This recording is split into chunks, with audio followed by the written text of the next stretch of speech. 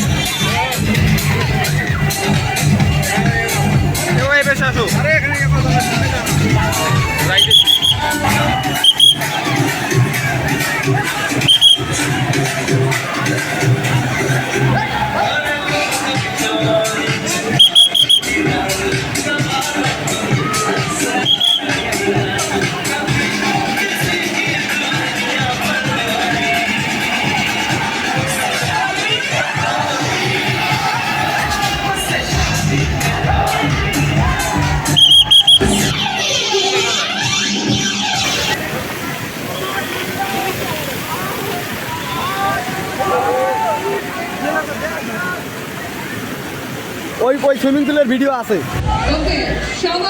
আসবেন না।